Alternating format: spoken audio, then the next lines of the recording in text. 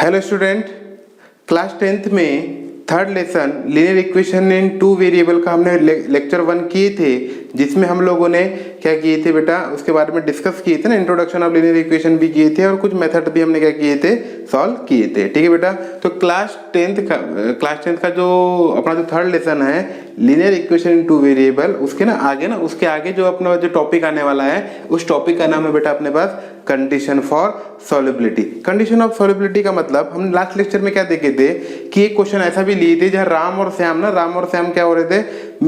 एक क्वेश्चन देखना, राम और श्याम का एक क्वेश्चन था जिसमें से वो चल रहे थे, उनकी लाइन क्या बन रही थी बेटा, पैरेलल बन रही थी। तो कहीं मीट ही नहीं कर रहे थे ना, तो लीनियर इक्वेशन तो थे, उनकी इक्वेशन तो थी, पर उनके सॉल्यूशन नहीं थे, उनके सॉल्यूशन बिल्कुल नहीं थे। और कुछ इक्वेशन के सॉल्यूशंस भी आए थे। यानी अब बच्चे के मन में क्वेश्चन आता है कि सर सॉल्यूशन होना और नहीं होना, उसकी कुछ कंडीशंस हो सकती है क्या? बिल्कुल, उनकी क्या होती है बेटा, एक कंडीशंस होती है जिससे हमको पता चल जाता है, हम दो इक्वेशन को देख के बता सकते हैं कि इनके सॉल्यूशन होंगे या नहीं होंगे। और सॉल्यूशन होंगे तो कितने सॉल्यूशन होंगे, एक सॉल्यूशन होगा या इनफाइनाइट सॉल्यूशंस होंगे, है ना। तो बेटा तो अपन क्या करते हैं ना, कंडीशन जो है उसके बारे में जान लेते हैं। तो ठीक है, तो कंडीशन के लिए अपन एक प्यारी सी टेबल बना लेते हैं जिसमें अपने को बिल्कुल क्या हो जाएगा, इस टेबल में क्या आ जाएगा बेटा, क्लियर हो जाएगा ना, हो जाएगा। ठीक है, पहले ही इसमें लिखेंगे हम लोग है ना इक्वेशंस, यानी हमारे पास अगर इक्वेशन दी हो, है ना, ठीक है, क्या आ जाता है ना, एक बार कर लेते नहीं ऐसा करते हैं, टेबल के पहले ना अपन इक्वेशन लिख लेते हैं, ठीक है। तो यहाँ पे क्या आ जाएगी ना, इक्वेशन आ जाएगा, इक्वेशंस आ जाएगा। सेकंड में आ जाएगा कंडीशन, क्या कंडीशन है, क्या कंडीशन होगी, है ना। और थर्ड कॉलम में आ जाएगा सॉल्यूशंस, नंबर ऑफ सॉल्यूशन, क्या आ जाएंगे, नंबर ऑफ सॉल्यूशन। ठीक है बेटा, नंबर ऑफ सॉल्यूशन। फिर नेक्स्ट में क्या कर लेंगे हम लोग, क्या कर लेंगे, नंबर ऑफ सॉल्यूशन हो गया, है ना। फिर आता है बेटा कि आगे क्या होगा ना, तो आगे हो जाएगा कंसिस्टेंस, है ना, कंसिस्टेंट, है ना, कंसिस्टेंट है या नहीं ना, इसके बारे में पता चल जाएगा। ठीक है, बात समझ में, कंसिस्टेंट। ठीक है, आगे चलते हैं, नेक्स्ट है ग्राफ, इनका ग्राफ कैसा बनेगा ना, ये इंपॉर्टेंट है, बात समझ में। तो टेबल में ये कितने कॉलम है अपने पास, 1 2 3 4 5 कॉलम्स हैं। यहाँ पे इस टेबल में आपको जितना भी ना पूरा कॉन्सेप्ट क्या हो जाएगा बेटा, क्लियर हो जाएगा। बात समझ में। अब ना इक्वेशन तो सभी एक ही रहेगी ना, इक्वेशन तो जनरल इक्वेशन तो एक ही रहती है। और मैंने क्या बताया था, जनरल इक्वेशन किस फॉर्म में होती है बेटा, लीनियर इक्वेशन की टू इक्वेशन के फॉर्म में। ये क्या थे, a1x plus b1y plus c1 equal to 0, ये इक्वेशन नंबर 1 है। और दूसरी इक्वेशन क्या आ जाएगी, a2x plus b2y plus c2 equal to क्या हो जाएगा, 0 हो जाएगा। बात समझ में आ गई। तो आपको यहाँ तक क्या आ जाएगा, क्लियर हो गया, है ना भाई। दो इक्वेशन के बारे में डिस्कस करेंगे, आपको सॉल्यूशन के लिए कोई दो ही क्या होगी, इक्वेशंस होगी। बात समझ में। आगे चलते हैं, आप कंडीशन ले लेते हैं ना, कंडीशन लेते हैं। ठीक है, एक कंडीशन ऐसी है कि अगर ना इनके कोफिशिएंट की बात की जाए तो इनके कोफिशिएंट ना, x के कोफिशिएंट क्या होगा, a1/a2, है ना। इनका रेशियो अगर b1/b2 के बराबर नहीं है तो क्या होगा, हमारे पास क्या आएगा बेटा, वन सॉल्यूशन आएगा। और वन सॉल्यूशन को बोलेंगे यूनिक सॉल्यूशन। क्या बोलेंगे बेटा, यूनिक सॉल्यूशन। बात समझ में है, यूनिक सॉल्यूशन यानी उसके क्या होंगे, सिर्फ इस अगर ये इक्वेशंस है और ये कंडीशन आती है तो उसका सिर्फ क्या होगा, एक सॉल्यूशन होगा। जिसका सॉल्यूशन होता है उसको बोलते हैं कंसिस्टेंट। क्या बोलते हैं बेटा, कंसिस्टेंट बोलते हैं। और जो ग्राफ बनता है, हमने देखे थे ना कि लास्ट क्लास में हमने ग्राफिकल मेथड किए थे।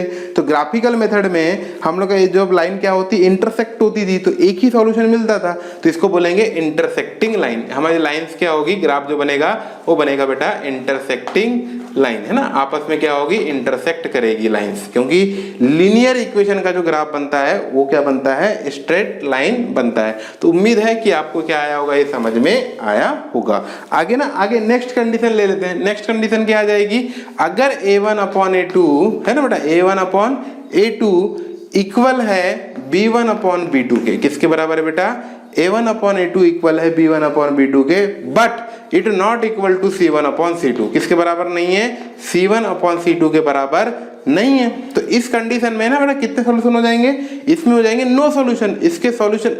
इसके सॉल्यूशन होंगे ही नहीं, है ना। सॉल्यूशन क्या आ जाएगा, नो सॉल्यूशन। क्या आ जाएगा बेटा, नो सॉल्यूशन। इसके सॉल्यूशन क्या होंगे, होंगे ही नहीं, और जब इसके सॉल्यूशन ही नहीं होंगे तो ये क्या हो जाएगा, इनकंसिस्टेंट हो जाएगा। क्या हो जाएगा बेटा, इनकंसिस्टेंट हो जाएगा। बात समझ में आई? अच्छा सर इसका ग्राफ क्या बनेगा, हमने देखे थे राम और श्याम ना बिल्कुल पैरेलल निकल गए थे, तो ग्राफ जो बन जाएगा इसका पैरेलल लाइन बन जाएगा। क्या बेटा बन जाएगा, इनका जो ग्राफ बनेगा वो लाइन कैसी होगी, पैरेलल लाइन बनेगी। बात समझ में? बहुत ही सिंपल सी बात है। हाँ, तीसरी कंडीशन क्या हो सकती थी कि a1/a2 भी बराबर हो जाए किसके, b1/b2 के, और b1 और ये तीनों ना और b1/b2 ऑल्सो इक्वल टू हो जाए c1/c2 के।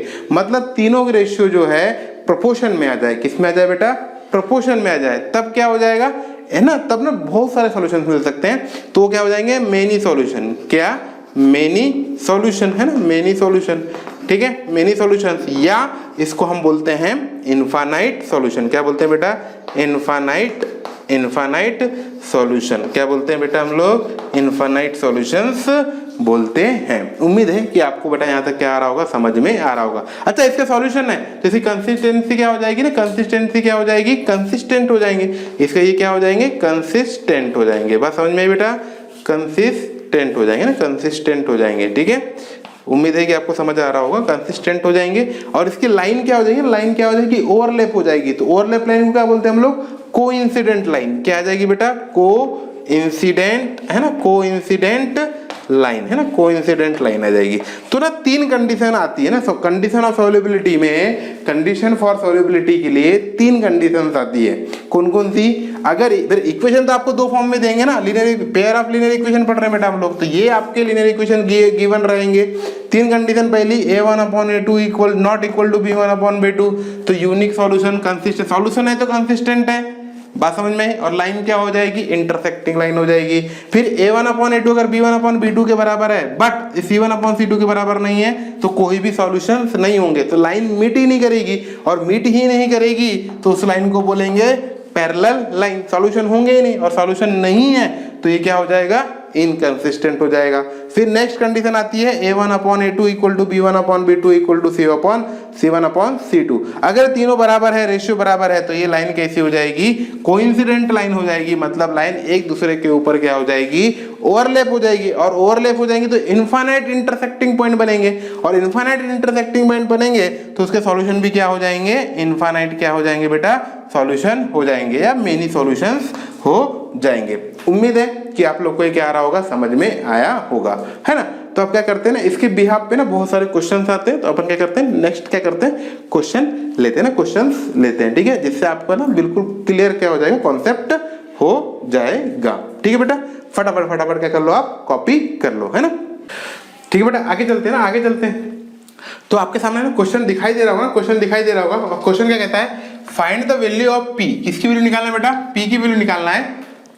For we the given system of the equation, यानी जो ये आपको जो इक्वेशन दिए हैं ना, ये जो इक्वेशन दिए हैं, है ना, हैज ओनली वन सॉल्यूशन या यूनिक सॉल्यूशन। वन सॉल्यूशन मतलब यूनिक सॉल्यूशन। तो हमको p की वैल्यू निकालना है जिसमें कह रहा है कि यूनिक सॉल्यूशन होना चाहिए। तो ना हमको पता है, अभी हमने कंडीशन फॉर सॉल्युबिलिटी पढ़े, है ना, और यूनिक सॉल्यूशन के लिए कंडीशन क्या थी बेटा, तो उसको बात को लिख लेते हैं ना, लिख लेते हैं। तो वी नो डेट क्या जानते हैं, है ना, we know that condition for किसी condition for unique solution, condition for unique solution, है ना। सो यूनिक सॉल्यूशन की कंडीशन क्या थी बताओ, a1/a2 not equal to b1/b2। बात समझ में आई, a1/a2 is not equal to b1/b2। तो हमको p की वैल्यू निकालनी है। बात समझ में आई। अच्छा, तो नाउ, है ना, तो अकॉर्डिंग टू क्वेश्चन बताओ a1 क्या था, x का कोफिशिएंट, तो a1 की वैल्यू क्या है, p डिवाइडेड बाय a2 कौन है बेटा, 6, नॉट इक्वल टू b1 क्या आ जाएगा, देखो यहाँ कोई नहीं तो मतलब -1 डिवाइडेड बाय इसकी वैल्यू कितनी आ गई, -2। तो ये -1 और +2 माइनस क्या हो जाएंगे, कैंसिल आउट हो जाएंगे, है ना। आगे चलते हैं। तो आगे चलेंगे तो क्या हो जाएगा बेटा, p इक्वल टू हमारे पास क्या आ जाएगा, p नॉट इक्वल टू ना 6/2, है ना, 6/2। तो p नॉट इक्वल टू 3। तो आंसर क्या आ जाएगा, p की वैल्यू 3 नहीं होनी चाहिए, बाकी सब होनी चाहिए। तो आंसर आना चाहिए, आंसर आ जाएगा हमारे पास, है ना, आंसर आ जाएगा p बिलोंग्स टू, है ना, p बिलोंग्स टू r-3, यानी पूरे रियल नंबर में से तीन वैल्यू जो थ्री जो वैल्यू ना पर्टिकुलर वैल्यू जो थ्री है वो नहीं होना चाहिए, बाकी सब होना। जितने भी रियल नंबर है उनमें तीन को छोड़ के बाकी सब आप पी की वैल्यू रख सकते हो, जिसके इसमें क्या आएंगे, यूनिक सॉल्यूशन आएंगे। बात समझ में आई? उम्मीद है कि आपको ये समझ में आ गया होगा। ठीक है बेटा, बहुत ही आसान है। कंडीशन देखो कितना, कंडीशन फॉर क्या था, a1 upon a2 is not equal to b1 upon b2 लगाना था। a1 a2 अपने पास रखे हैं, कोई दिक्कत नहीं। a1 a2 समझता है ना? अरे ये देखो ना, a1x plus b1y equal to c1, देख रहे हो कितने दिख रहे हो? तो कंपेयर कर देंगे तो p की वैल्यू a1 आ जाएगी। यहाँ पे a2x plus b2y equal to c2, comparison करेंगे तो a2 की वैल्यू 6 आ जाएगी। ऐसे तो करते हैं नहीं करते हैं? उम्मीद है आपको ये समझ में आ गया होगा ना। आगे चलते हैं नेक्स्ट क्वेश्चन की ओर। ठीक है बेटा, आगे चलते हैं ना, आगे चलते हैं। आगे क्या है, नेक्स्ट क्वेश्चन देखते हैं क्या कहता है। नेक्स्ट क्वेश्चन क्या कहता है, find the value of k, यानी किसकी वैल्यू निकालना है हमको, k की वैल्यू निकालनी है। For which the system of linear equation, यानी जो लीनियर इक्वेशन का जो सिस्टम है, कार्टेशियन सिस्टम, ये है ना, ये लीनियर इक्वेशन, दो लीनियर इक्वेशन दे रखी है हमारे पास, हैज इनफाइनाइट सॉल्यूशन। क्या है बेटा, इनफाइनाइट सॉल्यूशन है। ठीक है, तब पर क्या करते हैं, गिवन लिख लेते हैं ना, गिवन लिख लेते हैं। गिवन क्या है हमारे पास, है ना, system of equation, system of equation है ना। इक्वेशन क्या हमारे पास सिस्टम दिया, क्या क्या दिया बेटा, kx plus 4y equal to k minus 4 है ना, 16x है ना, 16x plus ky equal to k। तो हियर ना, हियर मैं इस बात को लिख लेता हूँ, here a1 equal to k है, b1 इक्वल टू 4 है और c1 equal to k minus 4 है। उसी प्रकार a2 इक्वल टू, a2 मतलब x का कोफिशिएंट ना, सेकंड इक्वेशन का कोफिशिएंट 16 है, b2 क्या है हमारे पास, k है, और c2 भी क्या है, k है ना। ये बात समझ में आ गई आपको? आगे चलते हैं ना, आगे चलते हैं। और हमको पता है, अभी हमने ना, आप बट कंडीशन फॉर सॉल्युबिलिटी हमको पता है, तो वी नो है ना, we know condition for infinite solution. किसके लिए बेटा, इनफाइनाइट सॉल्यूशन के लिए हमको कंडीशन पता है, इनफाइनाइट सॉल्यूशन। और कंडीशन क्या है हमारे पास पता है आपको, a1 अपॉन इनफाइनाइट मतलब लाइन क्या होना चाहिए, कोइंसिडेंट होना चाहिए, और तब पॉसिबल जब a1 upon a2 equal to b1 upon b2 equal to c1 upon c2, है ना भाई। लेक्चर के स्टार्टिंग में आप देख लो, है ना, देख लो, यही चीज आती है। तो आगे चलते हैं ना, आगे चलते हैं, फटाफट वैल्यूज रखेंगे, है ना, फटाफट वैल्यू रखेंगे। तो a1 की वैल्यू क्या है, k अपॉन 16 इक्वल टू, है ना, b1 कितना है, 4 अपॉन k, है ना। आगे चलते हैं, फिर आगे जाएगा c1 अपॉन c2 मतलब k माइनस 4 अपॉन c2 कितना है, k आ जाएगा बेटा। तो इसमें दो चीजें होगी, दो इक्वेशन बनेंगे। एक बार ये, इन दोनों को हम सिंप्लीफाई करते हैं, तो टेकिंग है ना, taking k by 16 equal to 4 by k। ठीक है, तो क्रॉस मल्टीप्लाई कर लेते हैं, तो क्रॉस मल्टीप्लाई करके जाए k स्क्वायर इक्वल टू 16 4 जा 64, 16 4 जा 64। बात समझ में? तो अब 64 हो गया, तो k की वैल्यू क्या हो जाएगी ना, taking root on both side, तो k equal to plus minus 8, k equal to क्या आ जाएगा बेटा, प्लस माइनस है, रूट 64 कितना होता है, 8 होता है, पर k स्क्वायर की वैल्यू चाहिए ना, किसकी वैल्यू चाहिए, k की वैल्यू चाहिए। तो k की वैल्यू क्या आएगी हमारे पास, प्लस माइनस 8, है ना। ये अगर हम आगे डिस्कस करें तो ये क्या हो सकता था, k equal to plus minus root 64, नहीं तो रूट 64 कितना आ जाएगा हमारे पास, रूट 64 आ जाएगा बेटा, कितना हमारे पास, 8 आ जाएगा। बात समझ में है ना। आगे चलते हैं, तो k की वैल्यू प्लस माइनस 8 आ गई, है ना। पर अभी दूसरी कंडीशन नहीं है ना, टेकिंग हमने तो केस 1 लिए थे, ये क्या था अपने पास, केस 1 था, टेकिंग केस 1। अब केस 2 ये, इन दोनों को ले लेते हैं, है ना, टेकिंग। अब नाउ है ना भाई, क्या करेंगे भैया, तीन चीज दी है, तो पहले वाला दूसरे के साथ देखो, दो कंडीशन बनेगी ना, ये इसके साथ और ये इसके साथ। ठीक है, तो now 4 upon k equal to k, तो बेटा हम सेकंड कंडीशन लेके चलेंगे। सेकंड कंडीशन क्या चलेगी, 4 अपॉन k ना, 4 upon k equal to k minus 4 divided by क्या आ जाएगा बेटा, k आ जाएगा, है ना। तो सॉल्व कर लेते हैं, क्रॉस मल्टीप्लाई कर लेते हैं, तो क्रॉस मल्टीप्लाई करेंगे तो क्या आ जाएगा कि 4k ना, 4k equal to k into k minus 4 आ जाएगा, है ना। तो ना आप देखो ना क्या बात, आपको ना सबको एक तरफ लेके आ जाते हैं, सबको एक तरफ लेके आ जाएंगे, तो 4k माइनस k, है ना, क्रॉस मल्टीप्लाई करने के बाद k माइनस 4 इक्वल टू 0 आ जाएगा बेटा, है ना। अब देखो दोनों में कॉमन क्या आ गया, k कॉमन आ गया, तो k कॉमन आ गया, अंदर क्या बचा 4 माइनस, जिस दिन माइनस बढ़ेगा तो k माइनस में प्लस का 4 हो जाएगा इक्वल टू 0, है ना। तो दो कंडीशन आ गई, k इंटू ना 4 + 4 8 हो जाएगा, तो 8 - k = 0। अगर ऐसा कभी आ जाए ना तो दो बातें होती, दो बातें है ना, दो बातें, जब ये इधर जाएगा तो k की वैल्यू क्या आ जाएगी 0 है ना, या तो k 0 के बारे में आ जाएगा, या तो फिर 8 - k = 0 हो जाएगा, तो k = 8 आ जाएगा।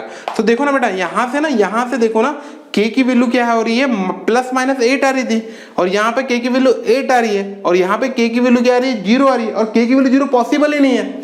अगर k की वैल्यू हम 0 लेंगे तो ये बेटा ना कौन सा आ जाएगा, वन वेरिएबल में आ जाएगा, लीनियर इक्वेशन वन वेरिएबल में आ जाएगा, है ना, और इन दोनों में कॉमन आ भी नहीं रही है, तो k की वैल्यू 0 भी नहीं ले सकते और k की वैल्यू -8 भी नहीं ले सकते हैं, तो ये 1 आ जाएगा।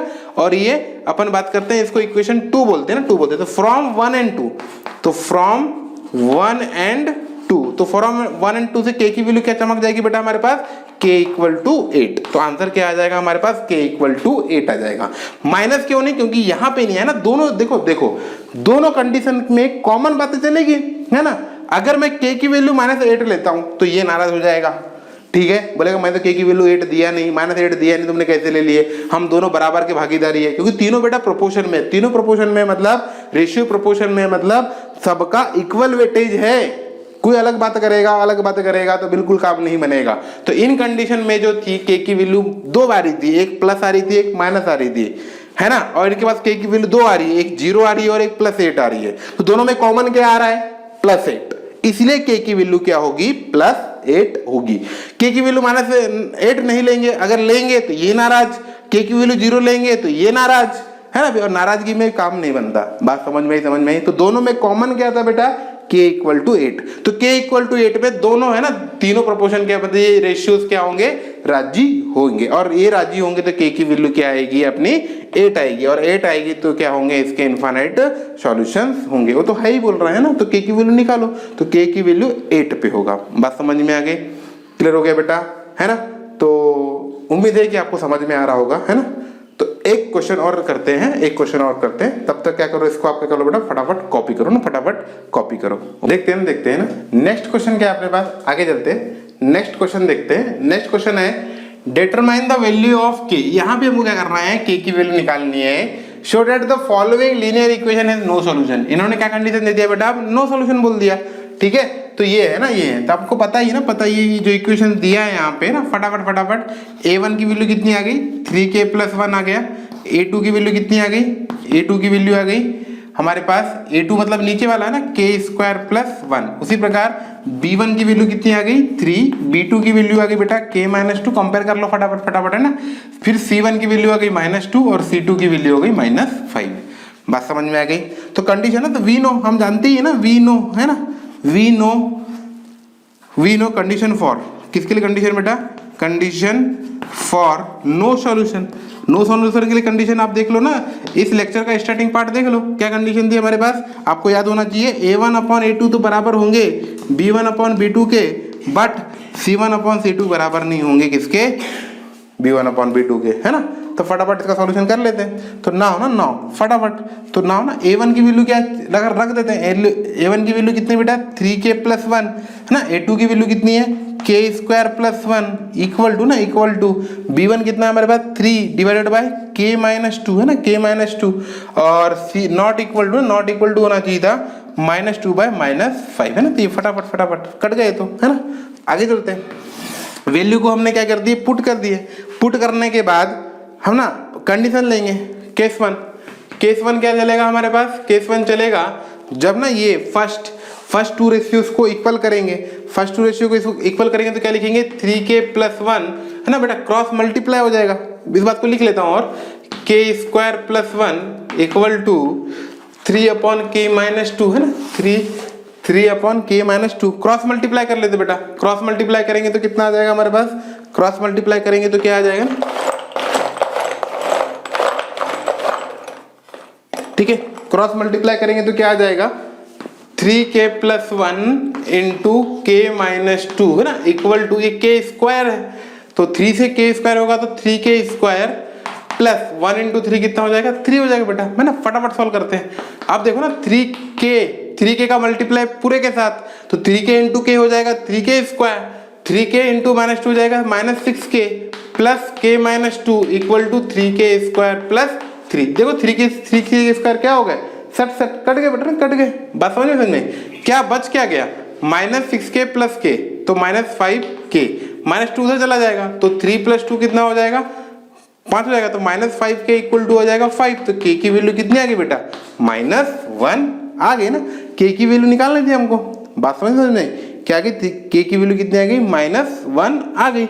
हमको तो k की वैल्यू चाहिए ना, k की वैल्यू ऐसा नहीं, हमको आपने क्या पूछा है कि for the value of k, for the value of k, तो फॉर द वैल्यू के लिए हमको इक्वल टू वाला ही लेना पड़ेगा ना, नॉट इक्वल टू वाला तो लेना नहीं। k की अगर हाँ उन्हें पूछा होता है कि k की कौन सी वैल्यू के लिए नहीं होगा, तो हम k की नॉट इक्वल टू वाला सॉल्व करते।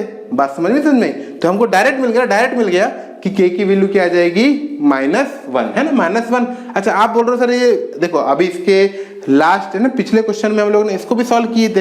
अब इसको सॉल्व नहीं करने का रीजन मैं आपको बताता हूँ, मैं सॉल्व करके देता हूँ। सॉल्व करेंगे तो क्या आएगा, 3/k - 2 नॉट इक्वल टू 2/5 आएगा बेटा। बात समझ में, क्रॉस मल्टीप्लाई करेंगे तो 15 = 2k - 4 हो जाएगा, है नॉट इक्वल टू, तो k इधर चला जाएगा, तो 19 नॉट इक्वल टू 2k, ये 19/2 नॉट इक्वल टू k, यानी k नहीं क्या नहीं होना चाहिए, 19/2 नहीं होना चाहिए। इसे कोई है क्या, हमें क्या पूछ रहा है, वैल्यू ऑफ k पूछ रहा है, तो वैल्यू ऑफ k हमारे पास आई ना बेटा, k = -1।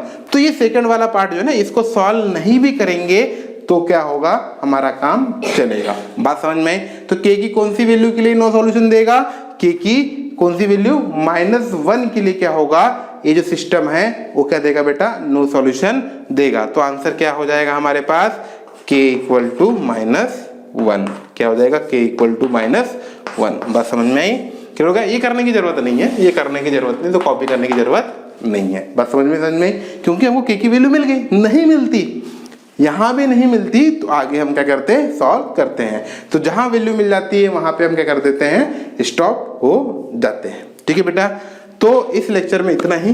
नेक्स्ट लेक्चर में हम कुछ वर्ड प्रॉब्लम्स करेंगे, है ना, वर्ड प्रॉब्लम करेंगे, तो उसके बाद फिर हम क्या करेंगे, एनसीईआरटी की एक्सरसाइज सॉल्व करेंगे। ठीक है, उम्मीद है कि इस लेक्चर में आपको जो मैंने पढ़ाया हूँ वो आपको क्या आया होगा बेटा, समझ में आया होगा। ओके बेटा, थैंक यू।